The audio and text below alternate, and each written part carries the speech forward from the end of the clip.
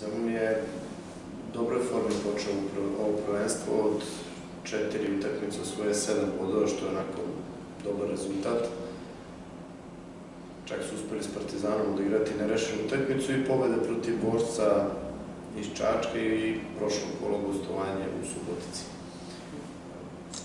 Mislim da ćemo imati vrlo težak zadatak, ali bez obzira na to, mislim da će nam mnogo veći problem biti to što već treću utakmicu igramo 7 dana, različitim podlogama u različitim okolnostima i potrudit ćemo se da te probleme anuliramo i da što spremnije dočekamo utakmicu nedelju. Mi normalno, kao i svaku drugu, da ćemo sve od sebe da napravimo dobar rezultat i da privredemo ovaj deo do podele bodova kraju.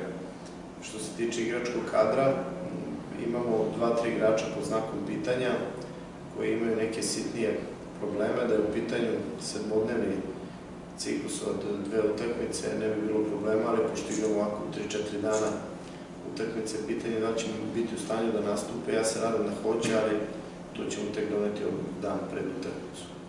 Ovo sve ostalo je normalno, redovno, treniramo i spremamo se za meč sa Zvezdom. Hvala vam puno. Očekivanje pred meč Andrija Luković, Andrija Zuli. Dobar dan svima.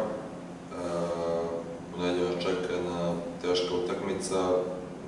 Moje neko mišljenje da možda i najteža od preostalih 4 do podele bodova, iz prostog razloga što ekipa Zemuna će biti maksimalno motivisana s obzirom na rezultat iz prvog dela sezona.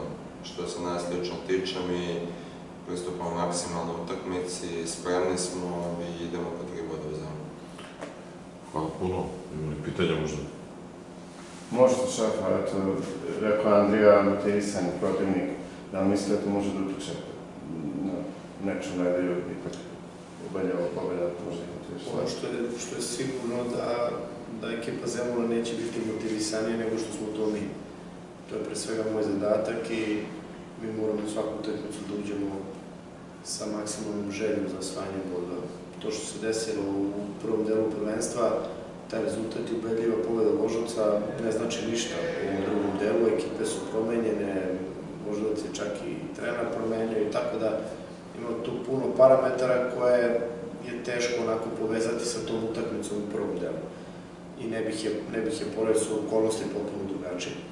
Tako da ja verujem da ekipa Zemuna neće imati veći motiv od nas i da ćemo im se i na tom planu suprotstaviti onako adekvatno. Hvala puno pitanje. Ništa može jedan da komentariš 2 gola prošli put, da misliš da možeš da ponovi slično odgovarati Zemun ili se desilo, kako gledaš to? Pa, da mi odgovara, to je onako, i oni su tada, pred te utakmice, čini mi se da 6 ili 7 čak nisu pobedili, bili su u nekoj seriji. Što se mene lično tiče, nama odgovara svaka pobeda 1-0, pa može i golman Čupi da postigne gol, to je nekakav problem, samo da mi uzmemo bude.